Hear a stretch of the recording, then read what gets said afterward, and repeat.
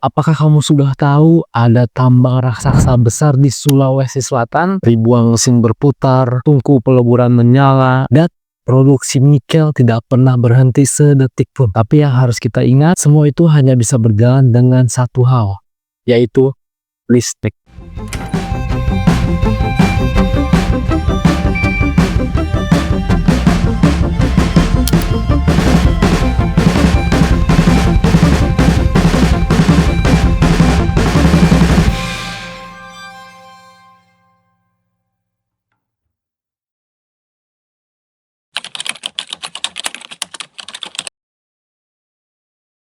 Dalam sunyi pegunungan Sulawesi Selatan, bangkit listrik tenaga air atau PLTA, Larona, Balambano, dan Tarebe berdenyut. Mereka menjadi denyut jantung energi bagi tambang PT Vale. Ya, di PT ini setiap ritme produksi ada momennya perangkat listrik auxiliary grid harus dihentikan untuk pemeliharaan. Selama ini PT Vale itu mengantisipasikannya secara sederhana. Mereka menghidupkan pembangkit listrik tenaga diesel, praktis namun mahal secara lingkungan dan finansial. Setelah saya cari tahu, ternyata di sini PT Vale menemukan solusi yang dinamain Rojali. Sebuah inovasi sederhana namun transformatif. Mereka menggunakan jalur alternatif dari PLTA untuk listrik cadangan di saat auxiliary grid dicek, tidak lagi bergantung pada PLTD atau diesel.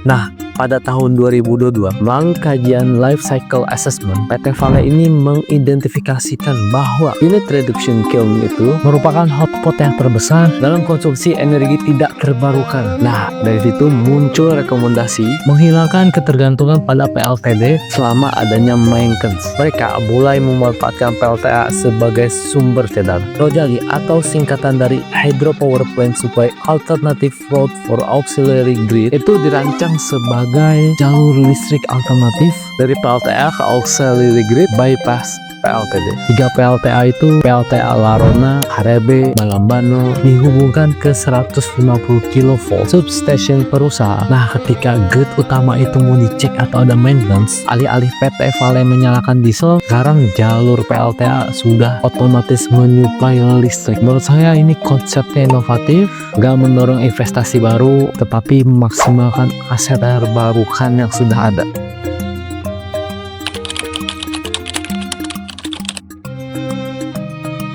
Nah, cara kerja Rojali itu secara sederhana skemanya yang awal mulanya sistem lamanya tuh jika auxiliary grid harus offline, PLTD akan menyala otomatis untuk menjaga supply listrik. Dan sekarang sistem baru Rojali itu saat grid offline, tenaga listrik ini langsung dialihkan dari PLTA melalui auxiliary route yang disiapkan tanpa adanya solar, tanpa PLTD, tapi listriknya bisa tetap stabil. Menurut saya ini rekayasa smart energi yang cukup adaptif.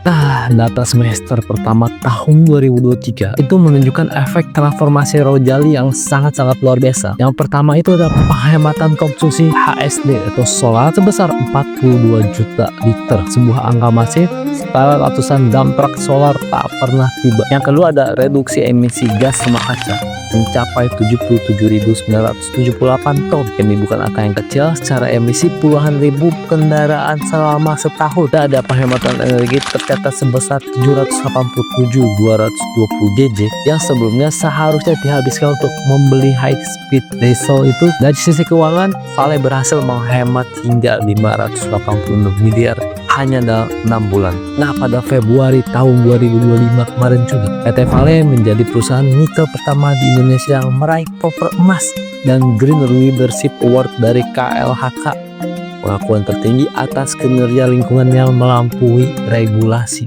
Nah, KLHK juga ngomong program Rojali disebut sebagai salah satu inovasi unggulan, berhasil mengurangi 57% emisi dari operasi PLTD meningkatkan efisiensi energi, dan mengurangi ketergantungan pada bahan bakar fosil. Ya, di sini efeknya udah pasti multidimensi, lingkungan lebih bersih, biaya operasional udah pasti anjlok, resiko tergantung pada diesel menghilang, dan reputasi perusahaan makin hijau. Dalam 6 bulan saja, PT Vale ini bisa menghemat miliaran rupiah, menghindari puluhan ribu ton emisi, dan memperkuat reputasi pelopor energi hijau di Indonesia. Semoga saja sektor lain melihat inovasi adalah akar dari aksi berkelanjutan. Rojali ini adalah buktinya bahwa perubahan kecil teknis itu bisa mewujudkan masa depan yang lebih bersih, sehat, dan berkelanjutan. Terima kasih sudah menonton video ini sampai habis. Jika kalian suka dengan video ini, boleh di like dan di share ke teman-teman kalian. Terima kasih sekali lagi.